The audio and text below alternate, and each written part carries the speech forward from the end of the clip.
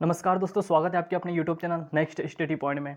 इस क्लास में दोस्तों हम टॉप 25 क्वेश्चन करेंगे और जो आपके एग्जाम की दृष्टि से बहुत ही महत्वपूर्ण रहेगा। और इसके साथ ही साथ हम इससे रिलेटेड फैक्ट भी आपको समझाते रहेंगे। हर क्वेश्चन के बाद हम उससे रिलेटेड फैक्ट को पढ़ेंगे दोस्तों। तो वीडियो अच्छा लगे तो लाइक शेयर सब्सक्राइब और प्रेस द बेल आइकन दबा दीजिएगा ताकि आने वाली हर वीडियो का नोटिफिकेशन आपको मिलता रहे। क्वेश्चन नंबर फर्स्ट है दोस्तों, मिनी माता रोग का कारण है। ठीक है दोस्तों, यहाँ पर आपको 4 ऑप्शन दिए हैं। 4 ऑप्शन में से आपका राइट आंसर क्या है? मिनी माता रोग का कारण क्या है दोस्तों? इसका जो राइट आंसर हो जाएगा ऑप्शन नंबर ए हो जाएगा। ठीक है, मिनी माता रोग किस कारण होता है दोस्तों? मिनी माता जो रोग है पारा के कारण होता है। ठीक है, पारा के बारे में समझते हैं दोस्तों। मिनी माता रोग जो है पारा के कारण होता है। फर्स्ट बात तो ये आपकी क्वेश्चन से मिलती है। ठीक है, लेकिन इससे रिलेटेड फैक्ट क्या है? इटाई इटाई रोग की बात कर ली जाए दोस्तों, इटाई इटाई रोग भी एग्जामों में बहुत सी बार पूछा हुआ क्वेश्चन है। तो इटाई इटाई रोग कैडमियम के कारण होती है दोस्तों। किसके कारण होता है? कैडमियम के कारण। नेक्स्ट है रेडियो सक्रिय स्ट्रोंसियम 9T के कारण क्या होता है? अस्थि कैंसर हो जाता है। अस्थि कैंसर किस कारण होता है दोस्तों? रेडियो सक्रिय स्ट्रोंसियम जो 90 है यानी कि 19 के कारण क्या होता है? अस्थि कैंसर होता है। डिप्लोपिया जो दोस्तों डिप्लोपिया रोग होता है, डिप्लोपिया रोग मांसपेशियों का पक्षघात के कारण होता है। ठीक है, डिप्लोपिया रोग जो है मांसपेशियों के पक्षघात के कारण होता है। मिर्गी दोस्तों, मिर्गी के बारे में समझते हैं तो मिर्गी इसे अपस्मार रोग भी कहते हैं। क्या कहते हैं दोस्तों? अपस्मार रोग भी कहते हैं। यह मस्तिष्क की आंतरिक निष्क्रियता के कारण होता है। किस कारण होता है दोस्तों? मस्तिष्क की आंतरिक जो निष्क्रिया होती है उसी के कारण होता है मिर्गी का रोग। हर्पीज रोग जो है दोस्तों त्वचा का एक रोग है हर्पीज रोग, जो विषाणु से होता है। विषाणु के कारण जो है हर्पीज रोग होता है। ये जो हर्पीज रोग है ये त्वचा से संबंधित है। किससे संबंधित है? त्वचा से संबंधित है। अगला क्वेश्चन देखिए, निम्न में से किस समूह के जीवों का डूबने से हुई मृत्यु का पता लगाने में महत्व है? ठीक है, मोस्ट इंपोर्टेंट क्वेश्चन है यहाँ से। तो यहाँ से आपका राइट आंसर क्या हो जाएगा दोस्तों? इसका जो राइट आंसर है डाइटम समूह की बात कर ली जाए दोस्तों, ऑप्शन नंबर डी आपका राइट आंसर हो जाएगा। डाइटम समूह जो है दोस्तों, डाइटम समूह के जीवों को डूबने से हुई मृत्यु का पता लगाने में महत्वपूर्ण है। डाइटम समूह के जीवों को डूबने से हुई मृत्यु का पता लगाने में महत्वपूर्ण है। साथ ही साथ सोनार दोस्तों, यदि जल से बात कर ली जाए तो सोनार का उपयोग जल की सतह पर उपस्थित जो वस्तु है उसका पता लगाने के लिए किया जाता है। ठीक है, यानी यदि कोई डूबने की बात चल रही है, ठीक है, पानी से संबंधित है ये क्वेश्चन, तो ये भी सोनार भी किससे संबंधित है? पानी से संबंधित है। सोनार का उपयोग जल की सतह पर उपस्थित वस्तु का पता लगाने के लिए पनडुब्बियों द्वारा किया जाता है। गोताखोर की बात कर ली जाए दोस्तों, तो गोताखोर के द्वारा सोनार का उपयोग किया जाता है। किसके द्वारा? गोताखोर के द्वारा सोनार का उपयोग किया जाता है। जब गोताखोर नीचे पानी में बहुत ही गहराई पर पहुंच जाते हैं तब वो ऊपर पानी की सतह पर क्या है उसे देखने के लिए सोनार का उपयोग करते हैं। ठीक है, गोताखोर अपने साथ श्वसन के लिए क्या उपयोग करते हैं दोस्तों? ऑक्सीजन के साथ हीलियम गैस से भरा सिलेंडर का उपयोग करते हैं। ये मोस्ट इंपोर्टेंट क्वेश्चन है, यहाँ से बहुत सी बार एग्जाम में ये क्वेश्चन पूछा हुआ है। पेरिस्कोप जो है दोस्तों, जल के अंदर से जल के ऊपर का दृश्य देखने में सहायता करती है। ठीक है, जल के अंदर से जल के ऊपर देखने में सहायता करता है पेरिस्कोप। ठीक है, तो अगला क्वेश्चन देखते हैं दोस्तों, निम्न में से कौन सा अम्ल दूध से दही बनाने के दौरान बनता है? इन 4 ऑप्शन में से आपका राइट आंसर क्या हो जाएगा? तो जो लैक्टिक अम्ल है दोस्तों, ऑप्शन नंबर डी इसका राइट आंसर है। लैक्टिक अम्ल की बात कर ली जाए तो लैक्टिक अम्ल जो है दूध से दही बनाने के दौरान बनता है। अब इससे जो जुड़ी हुई जानकारी देखते हैं। साइट्रिक अम्ल के कारण दूध खट्टे हो जाते हैं। यदि आपसे पूछा जाए किस अम्ल के द्वारा दूध जो है खट्टा हो जाता है, तो साइट्रिक अम्ल के दौरान जो है दूध खट्टे हो जाते हैं। यहाँ पर अम्ल की बात कर ली जाए जो फलों में रहते हैं, अंगूर में रहता है टार्टरिक अम्ल। क्या रहता है दोस्तों? ये आपको जो है दोस्तों रिवीजन भी होता रहेगा आपका साथ ही साथ, और आपको न्यू फैक्ट भी देखने को मिलेंगे। ठीक है, एक क्वेश्चन में बहुत सारी जानकारी आपको बताई जाएगी, जिससे आपका जो है जीके का, साइंस जीके का है, जीएस से संबंधित जो भी क्वेश्चन है कंप्लीट होते रहेंगे। ठीक है, सेब में मौलिक अम्ल रहता है। ठीक है, अंगूर में टार्टरिक अम्ल, सेब में मौलिक अम्ल रहता है। खाना पचाने के लिए किसका प्रयोग किया जाता है? HCl अम्ल का प्रयोग किया जाता है। ठीक है, किसका? HCl अम्ल यानी हाइड्रोक्लोरिक अम्ल का प्रयोग किया जाता है। नाइट्रिक अम्ल जो है दोस्तों, नाइट्रिक अम्ल का उपयोग जो है सोना और चांदी को शुद्धिकरण में किया जाता है। तो ये जो दोस्तों मोस्ट इंपोर्टेंट फैक्ट रहते हैं जो आपके एग्जाम की दृष्टि से बहुत ही महत्वपूर्ण रहेंगे। ठीक है, तो इन्हें आप रिवीजन करते रहिएगा। मोती की बात कर ली जाए दोस्तों, मोती मुख्य रूप से किससे बना होता है? ठीक है, जो समुद्र में मोती मिलते हैं उन्हीं की बात चल रही है यहाँ पर। तो मोती मुख्य रूप से किससे बना होता है दोस्तों? तो 4 ऑप्शन है आपके पास, calcium oxalate, calcium sulphate, calcium carbonate और कैल्शियम ऑक्साइड। तो राइट आंसर क्या हो जाएगा? मोती जो है दोस्तों मुख्य रूप से कार्बोनेट से बना हुआ होता है। किससे बना होता है? कार्बोनेट से बना होता है, यानी कि कैल्शियम कार्बोनेट इसका राइट आंसर हो जाएगा, option number C. Calcium carbonate की बात कर ली जाए जिसका सूत्र होता है CaCO3। क्या होता है दोस्तों? CaCO3। और कैल्शियम की बात कर ली जाए, कैल्शियम कार्बोनेट का प्रयोग चूना बनाने के लिए, चुनाव नहीं, चूना बनाने के लिए, और टूथपेस्ट जो दंत मंजन रहता है बनाने में, और साथ ही साथ सीमेंट उद्योग आदि में इसका उपयोग होता है। किसका? कैल्शियम कार्बोनेट का। ठीक है, तो ये आपके लिए बहुत ही मोस्ट इंपॉर्टेंट क्वेश्चन रहा है। अगले क्वेश्चन की बात करते हैं। जब एक व्यक्ति की बात कर ली जाए, जब एक व्यक्ति तीव्र प्रकाश क्षेत्र से अंधेरे कमरे में प्रवेश करता है तो कुछ समय के लिए स्पष्ट दिखाई नहीं देता है, बाद में धीरे धीरे उसे चीजें दिखाई देने लगती है। इसका मेन कारण क्या है? ठीक है, तो आपको 4 ऑप्शन पढ़ने हैं यहाँ से। पुतली के आकार में परिवर्तन होता है, लेंस के व्यास में, फोकस दूरी में परिवर्तन होता है।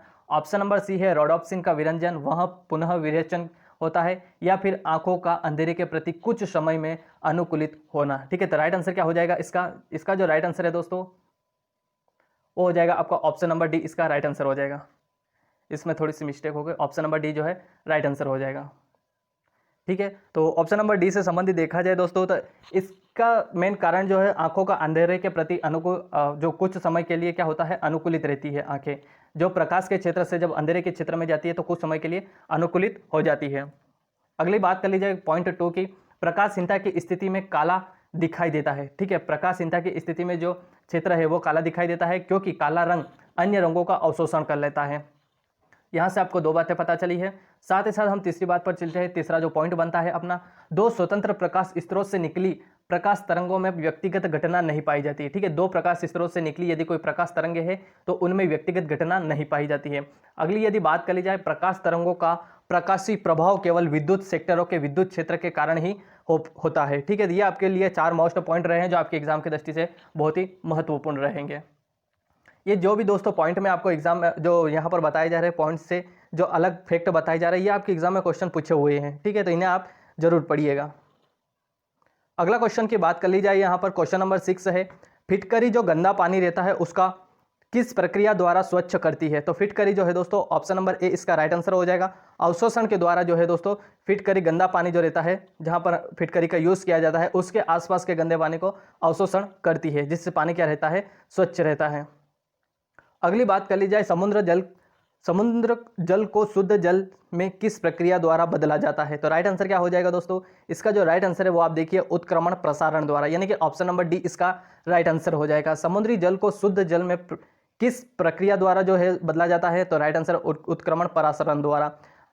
नेक्स्ट जो बात कर ली जाए समुद्र से संबंधित, उपयोग में लाए जाने वाला जल मात्र 2 से 2.5% ही रहे हैं। वर्तमान में जो पानी है पृथ्वी पर, तो उपयोग में लिए जाने वाला पृथ्वी पर जो पानी है वो 2 से 2.5% है।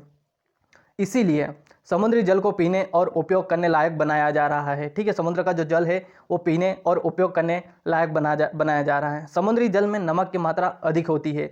और बात कर ली जाए जो पानी की, तो विश्व में कुल कितने क्षेत्र पर पानी है? तो 71% भाग समुद्री जल से घिरा हुआ है। ठीक है, 70.9 या फिर 71% आप बोल सकते हो। निम्नलिखित में से कौन सा नियम किसी धात्विक तार में से प्रवाहित होने वाली धारा और इसके सीटों में विभवांतर के बीच संबंध बताता है? तो राइट आंसर क्या हो जाएगा? ऑप्शन नंबर सी इसका राइट आंसर हो जाएगा। ठीक है, तो ओम के बारे में हम समझेंगे दोस्तों। सर्वप्रथम यदि बात कर ली जाए ओम का नियम किसके द्वारा दिया गया था, इन सभी के बारे में हम समझेंगे। तो धारा और विभवांतर के बीच संबंध की खोज सर्वप्रथम जर्मनी के जॉन साइमन ओम ने की थी। ठीक है, ओम का नियम आप सभी को पता है ओम ने दिया, लेकिन उनका पूरा नाम क्या था? John Simon. यदि आपसे पीछे ओम नहीं दिया और जॉन साइमन से संबंधित 4 ऑप्शन में दे दिए तो यहाँ पर आप कंफ्यूज हो जाओगे, इसलिए मैंने यहाँ पर पूरा इनका नाम लिखा है, जो आपकी एग्जाम की दृष्टि से बहुत ही महत्वपूर्ण है। यदि आपके एग्जाम में पूछा जाए कि ओम का नियम किसने दिया और ऑप्शन में जॉन साइमन हो और डैश करके जर्मनी लिखा हुआ तो वो आपका राइट आंसर हो जाएगा। धारा और विभवांतर के बीच सर्वप्रथम की खोज जो है, सर्वप्रथम इस संबंध की खोज जो की गई थी जर्मनी के जॉन साइमन ओम ने की थी। ओम के नियम के अनुसार क्या बताया जा रहा है? स्थिर ताप पर किसी चालक में प्रवाहित होने वाली धारा चालक के सिरों के बीच विभवांतर के समानुपाती होती है। ठीक है, चालक के विभवांतर के बीच समानुपाती होती है। यहाँ पर ये आपको 2 बातें बताई गई है, R बराबर V/I। ठीक है, तो रजिस्ट्रेशन बराबर वोल्ट अपॉन धारा, धारा मतलब I हो जाएगा। ठीक है, और प्रतिरोध का एसआई मात्रक क्या होता है दोस्तों? प्रतिरोधक का एसआई मात्रक होता है ओम होता है। यहाँ पर आपको ये ध्यान रखना है, बहुत से बार एग्जाम में पूछा गया है। और प्रतिरोधकता की बात कर ली जाए दोस्तों, ये मोस्ट इंपोर्टेंट बात यहाँ पर बता रहा हूँ दोस्तों आपको। ठीक है, इसको आप अभी नोटबुक में नोट करिएगा। प्रतिरोधकता का जो प्रतिरोधक है उसका एसआई मात्रक होता है ओम होता है। और यदि आपसे प्रतिरोधक ताप का पूछ ले तो ओम मीटर प्रति सेकंड होता है। कितना क्या होता है? ओम मीटर प्रति सेकंड होता है। ये मोस्ट इंपोर्टेंट क्वेश्चन आपके एग्जाम में हमेशा पूछा जाएगा। प्रतिरोधकता का SI मात्रा क्या होता है और आप लगा क्या होगे? ओम, ना कि ओम मीटर प्रति सेकंड लगाओगे। ठीक है, तो ये बहुत से बच्चों से गलती होती है और आप इस गलती को नहीं दोहराएं। अगले क्वेश्चन पर चलते हैं। गति का द्वितीय डैश डैश डैश समीकरण के बीच संबंध प्रदान करता है। तो गति का जो द्वितीय संबंधित है, गति के जो द्वितीय नियम है वो किससे संबंधित है?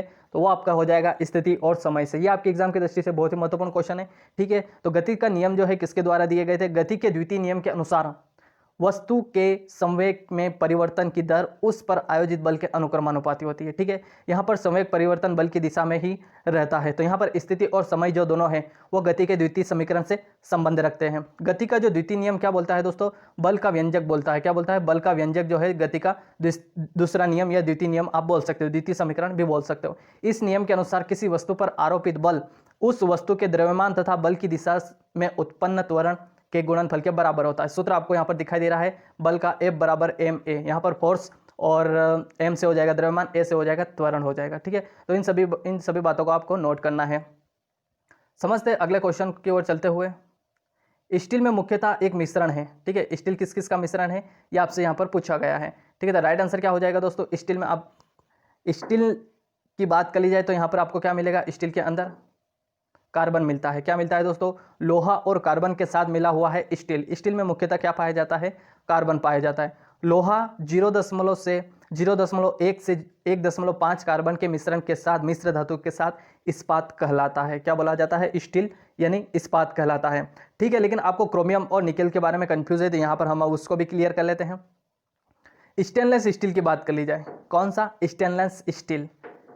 ठीक है, स्टेनलेस स्टील में 18% क्रोमियम व निकिल पाया जाता है। ठीक है, 18% क्रोमियम और निकिल रहता है। स्टेनलेस स्टील जो रहता है दोस्तों, इसका उपयोग बहुत किया जाता है क्योंकि यह संक्षारण यानी कि जंग प्रतिरोध होता है। क्या रहता है? संक्षारण या जंग प्रतिरोध होता है स्टेनलेस स्टील।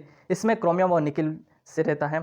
ठीक है, पॉइंट 4 बताता है कि टंगस्टन इस्पात में जो टंगस्टन स्टील है उसमें 15 से 20% टंगस्टन, 5% क्रोमियम और कुछ अन्य वेनेडियम धातुएं इसमें यूज़ की जाती है। ठीक है, इसमें उपयोग करके इसे टंगस्टन को बनाया जाता है, टंगस्टन इस्पात को। और नेक्स्ट पॉइंट बनता है टंगस्टन का उपयोग जो है दोस्तों काय में किया जाता है? किस में किया जाता है?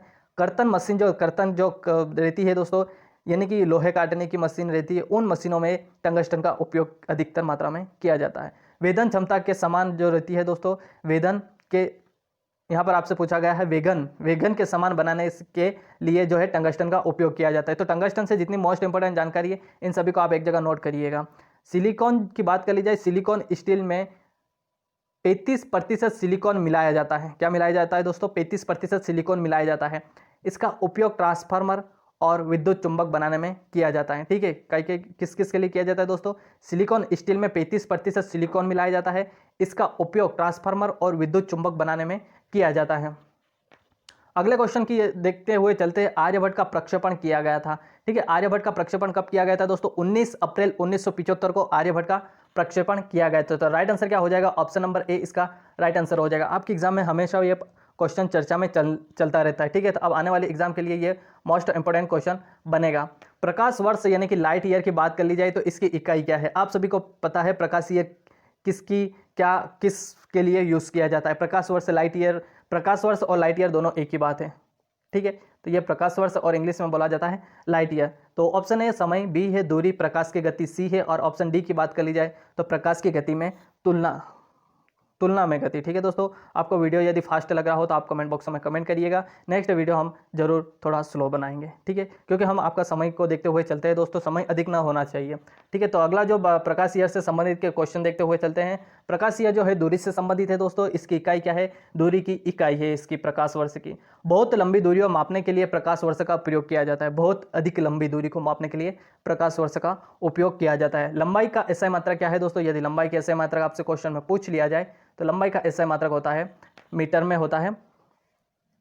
ठीक है, और बात कर ली जाए दूरी मापने की सबसे बड़ी इकाई कौन सी होती है? तो दूरी मापने की सबसे बड़ी इकाई जो होती है वो होती है पारसेक, और पारसेक से छोटी होती है प्रकाशीय, जो एक दूरी मापने की इकाई है। एक पारसेक में कितना होता है दोस्तों? 3.26 प्रकाश वर्ष होता है। एक पारसेक बराबर 3.26 प्रकाश वर्ष होता है, और एक प्रकाश वर्ष बराबर कितना होता है? 3.08 गुणित 10 की पावर 16 मीटर होता है। 3.08 इंटू 10⁻16 मीटर होता है 1 प्रकाश वर्ष बराबर। ठीक है, तो ये आपके एग्जाम की दृष्टि से बहुत ही मोस्ट इंपोर्टेंट रहा है दोस्तों। वीडियो अच्छा लग रहा हो तो लाइक शेयर सब्सक्राइब और प्रेस द बेल आइकन दबा दीजिए, ताकि ऐसे ही वीडियो जब आएंगे अपलोड होंगे तो आपको नोटिफिकेशन मिल जाएगा। चलते हैं हम थोड़े पुष्प यानी कि बायोलॉजी की ओर चलते हुए देखते हैं निम्नलिखित में से कौन सा पुष्प एक उभयलिंगी है। ठीक है, यहाँ पर आपको बताना है, यहाँ से भी आपको बहुत सारी जानकारी देखने को मिलेगी। ठीक है, तो निम्नलिखित में से कौन सा पुष्प एक उभयलिंगी है। यहाँ पर 4 ऑप्शन में से आपका राइट आंसर जो है आपको स्क्रीन पर दिखाई दे रहा है।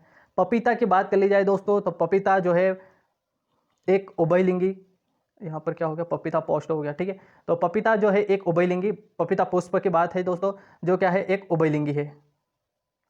एक मिनट, पपीता क्या है एक उभयलिंगी पुष्प है। ठीक है, पपीता जो है सरल फल है दोस्तों, क्या है सरल फल है। सरल फल की बात कर ली जाए दोस्तों, तो सरल फल में जो चुने जाते हैं उनमें से पपीता भी एक सरल है।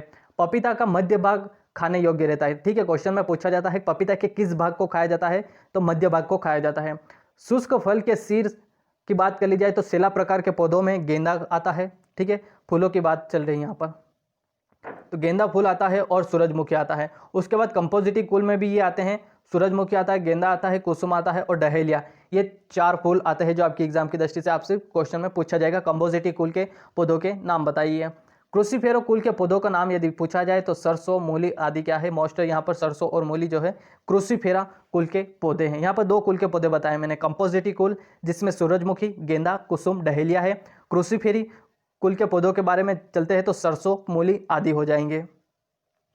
अगला क्वेश्चन देखते हुए चलते हैं 14 नंबर का, जिसमें आपको मोस्ट इंपोर्टेंट जानकारी मिलने वाली है। निकट दृष्टि दोष दूर करने के लिए निम्नलिखित में से कौन सा लेंस उपयोग किया जाता है।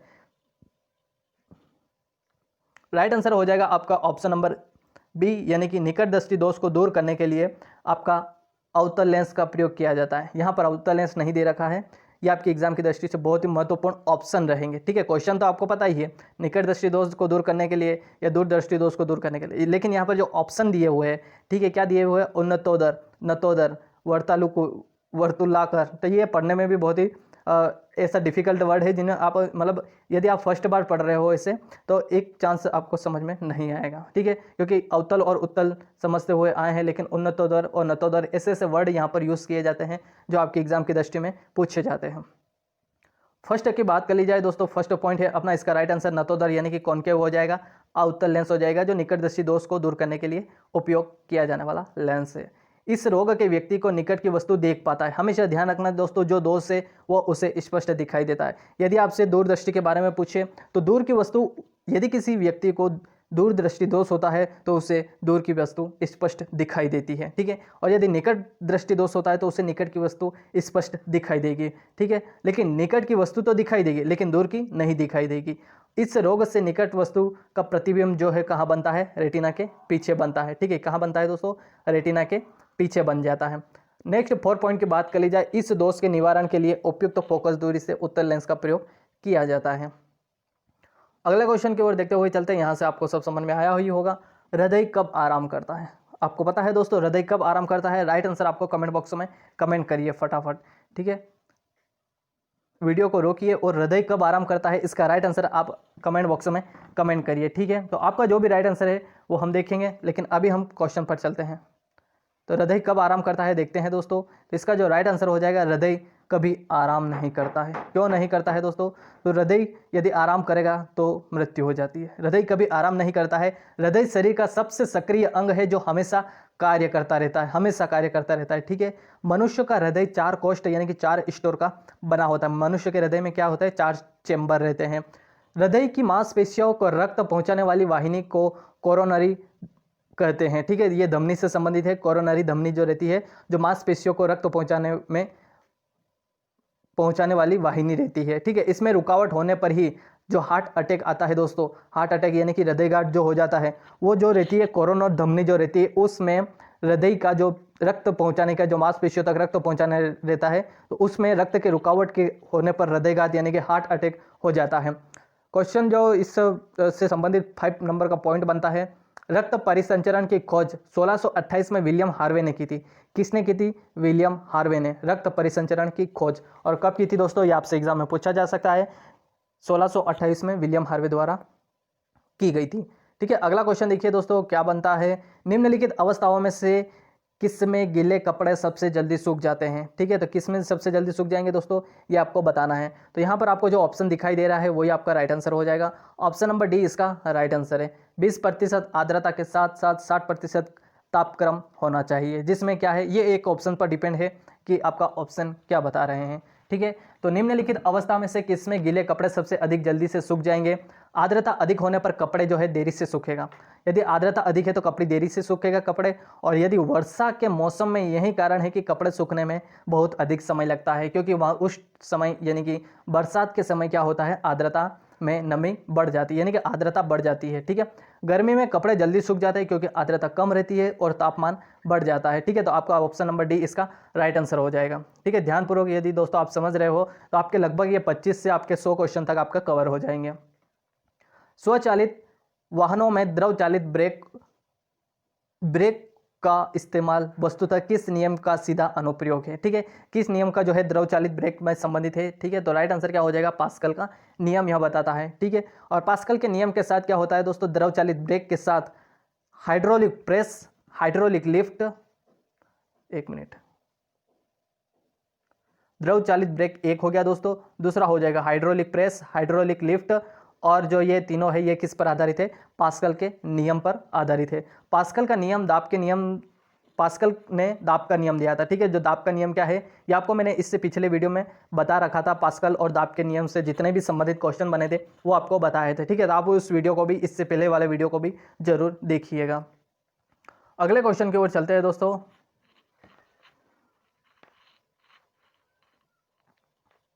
फोटोग्राफी फिल्मों पर सुग्राही पायस इमल्सन तैयार करने में निम्नलिखित में से किस हैलाइड का प्रयोग किया जाता है। तो सुग्राही की बात कर ली जाए दोस्तों, सुग्राही यानी कि पायस इमल्सन तैयार करने के लिए किस हैलाइड का प्रयोग किया जाता है। तो यहाँ पर आपको 4 दिखाई दे रहे, sodium chloride, sodium bromide, silver iodide और सिल्वर क्लोराइड। तो इसका राइट आंसर क्या होगा दोस्तों, इसका जो राइट आंसर हो जाएगा ऑप्शन नंबर बी, इसका राइट आंसर हो जाएगा सोडियम ब्रोमाइड।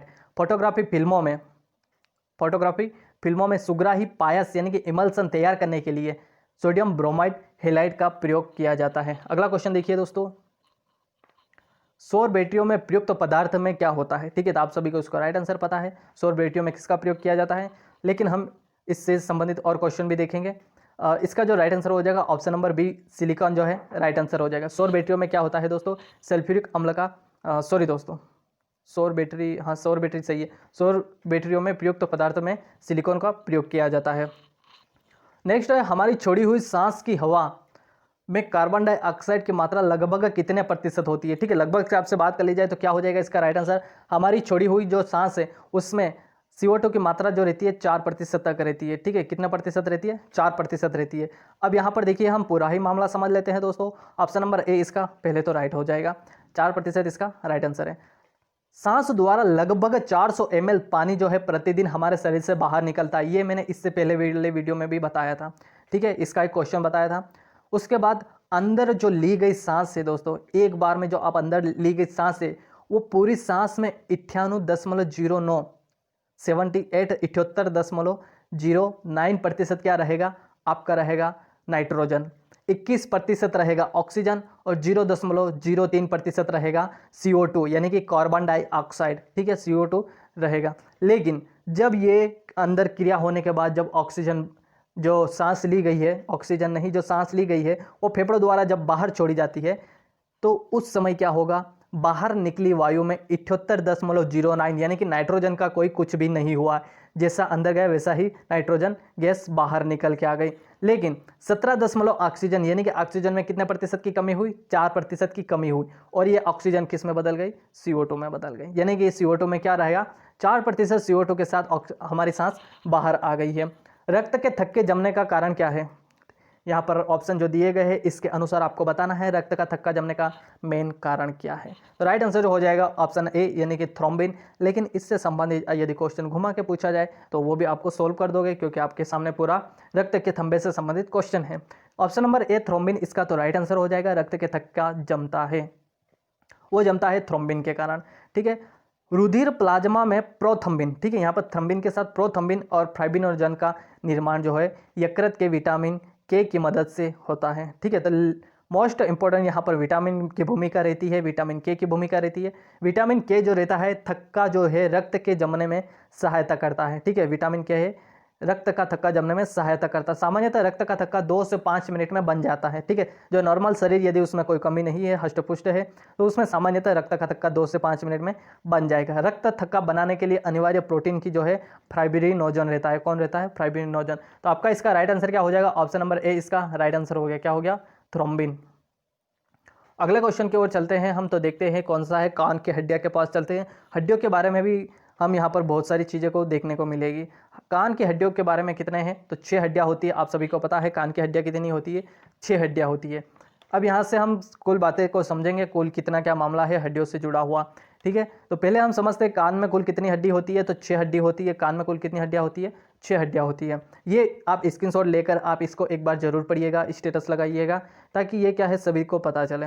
मानव शरीर में 206 हड्डियाँ होती है। क्या होती है दोस्तों? मानव शरीर में 206 हड्डियाँ होती है। बच्चे में क्या रहता है? 208 हड्डियाँ रहती है। बच्चों में कितनी हड्डियाँ रहती है? 208 हड्डियाँ बच्चों में रहती है। खोपड़ी की यदि बात कर ली जाए, सिर में मस्तिष्क से संबंधित यदि खोपड़ी की बात कर ली जाए, तो उसमें 29 हड्डियां होती है, जिसमें से 8 हड्डियां जो संयुक्त रूप से मनुष्य के मस्तिष्क को सुरक्षित रखती है। क्या रखती है?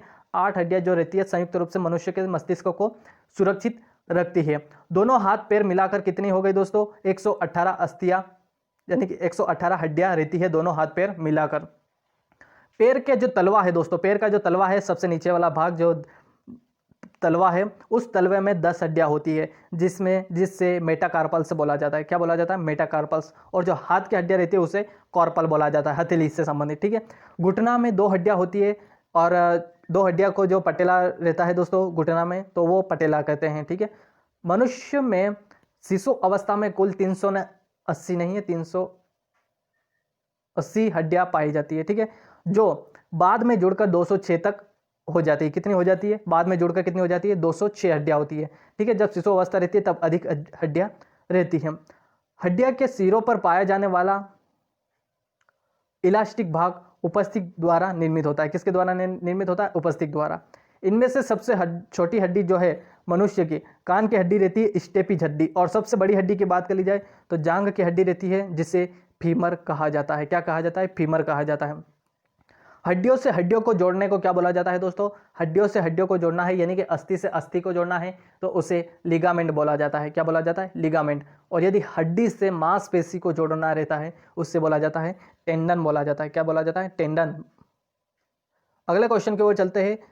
यदि हवाई विमान की बात कर ली जाए, विमान का पता लगाने के लिए रडार किस माध्यम का उपयोग करते हैं? ठीक है, रडार में किस माध्यम का उपयोग होता है? तो राइट आंसर जो हो जाएगा, विमान का पता लगाने के लिए रडार में माइक्रो तरंग माध्यम का उपयोग किया जाता है। ठीक है, माइक्रो तरंग, यानी कि ऑप्शन नंबर ए इसका राइट आंसर हो जाएगा। माइक्रो तरंग माध्यम का उपयोग किया जाता है, ऑप्शन नंबर ए इसका राइट आंसर हो गया है। रडार से ही संबंधित क्वेश्चन देखते हैं दोस्तों। रडार मोस्ट इंपोर्टेंट है। तो रडार का आविष्कार कौन था? तो रडार के जो आविष्कारक थे वो कौन थे दोस्तों? इसका राइट आंसर हो जाएगा रॉबर्ट वाटसन ने रडार का आविष्कार किया था। रडार का आविष्कारक जो थे वो थे रॉबर्ट वाटसन के द्वारा 30 ईस्वी में रॉबर्ट वाटसन, सॉरी दोस्तों यहाँ पर थोड़ी प्रिंट में लिखने में मिस्टेक हो गई है, आपको मैं समझाता हूँ। रॉबर्ट वाटसन रडार का आविष्कारक है और इन्होंने 30वीं यानी कि यहाँ पर मिस्टेक हो रही है थोड़ी, ये आपको मत देखिए, मैं बता रहा हूँ उससे आप सुनिएगा। ठीक है, रॉबर्ट वाटसन जो है रडार का आविष्कारक है। जो कहाँ के हैं रॉबर्ट वाटसन? स्कॉटलैंड के हैं। कौन कहाँ से है दोस्तों? स्कॉटलैंड है, स्कॉटलैंड से। रडार के द्वारा वायुयान की स्थिति का पता लगाया जाता है दोस्तों। और यदि बात कर ली जाए भारत में जो आधुनिक प्रणाली रडार की है उसका नाम क्या है? तो राजेंद्र नाम है। क्या है दोस्तों? राजेंद्र जो है, ये आपका यहाँ पर राइट है। राजेंद्र जो है भारत का आधुनिक रडार प्रणाली का नाम है। क्या है? राजेंद्र जो है भारत का आधुनिक प्रणाली का नाम है। ठीक है दोस्तों, तो ये आपसे मोस्ट इंपोर्टेंट जानकारी है ये। अगला क्वेश्चन देखिए, इस वीडियो का लास्ट क्वेश्चन है। वीडियो अच्छा लगा हो दोस्तों तो लाइक शेयर सब्सक्राइब और प्रेस द बेल आइकन दबाइएगा, ताकि आने वाली हर वीडियो का नोटिफिकेशन आपको मिलता रहे। मनुष्य में एफ्लाटॉक्सिन खाद्य विषाक्तता द्वारा सामान्यतः कौन सा अंग प्रभावित होता है? तो राइट आंसर क्या हो जाएगा इसका? यकृत इसका राइट आंसर हो जाएगा। मनुष्य में एफ्लाटॉक्सिन खाद्य विषाक्तता द्वारा सामान्यतः कौन सा अंग प्रभावित होता है? तो मानव शरीर की जो सबसे बड़ी ग्रंथि है यकृत, वही प्रभावित हो जाती है। यकृत से संबंधित बात कर ली जाए तो इसका वजन रहता है डेढ़ से मतलब 1.5 से 2 किलोग्राम, 1.5 से 2 किलोग्राम रहता है, ठीक है। यकृत से पित्त रस स्त्रावित होता है, क्या होता है, पित्त रस स्त्रावित होता है। और पित्त रस कहाँ जाकर जमा हो जाता है दोस्तों, पित्ताशय में जाकर जमा हो जाता है। यकृत की बात कर ली जाए, यकृत प्रोटीन के उपापचय से सक्रिय रूप से भाग लेता है, किस में भाग लेता है, उपापचय क्रिया में सतत रूप से सक्रिय रूप से भाग लेता है। यकृत प्रोटीन की अधिकतम मात्रा को कार्बोहाइड्रेट में परिवर्तित करता है, अधिकतम मात्रा को कार्बोहाइड्रेट में परिवर्तित करने के बाद यकृत से संबंधित जो है दोस्तों फाइब्रिनोजन और हेपेरिन नामक प्रोटीन का उत्पादन यकृत द्वारा ही होता है। किसके द्वारा, यकृत जो है फाइब्रिनोजन और हेपेरिन नामक प्रोटीन का उत्पादन यकृत के द्वारा होता है, ठीक है। तो इन्हें एक बार और आप रिवाइज करिएगा दोस्तों। यकृत से क्या है, यकृत मानव शरीर की सबसे बड़ी ग्रंथि है, इसका वजन 1.5 से 2 किलोग्राम तक होता है। यकृत से पित्त रस स्त्रावित होता है जो पित्ताशय में जाकर जमा हो जाता है। यकृत प्रोटीन के उपापचय में सक्रिय रूप से भाग लेता है। यकृत जो रहता है प्रोटीन की अधिकतम मात्रा को कार्बोहाइड्रेट में परिवर्तित कर देता है। साथ ही साथ यकृत के द्वारा क्या क्या निर्माण होता है, फाइब्रिनोजन और हेपेरिन नामक प्रोटीन का निर्माण होता है। यकृत को इंग्लिश में लीवर बोला जाता है, क्या बोला जाता है दोस्तों, लीवर बोला जाता है। तो ये आपकी एग्जाम की दृष्टि से बहुत ही मोस्ट इंपोर्टेंट क्वेश्चन रहे हैं। वीडियो अच्छा लगा हो तो लाइक शेयर सब्सक्राइब और प्रेस द बेल आइकन दबा दीजिएगा ताकि आने वाली हर वीडियो का नोटिफिकेशन आपको मिलता रहे। मिलते हैं नेक्स्ट वीडियो में, तब तक के लिए जय हिंद जय भारत।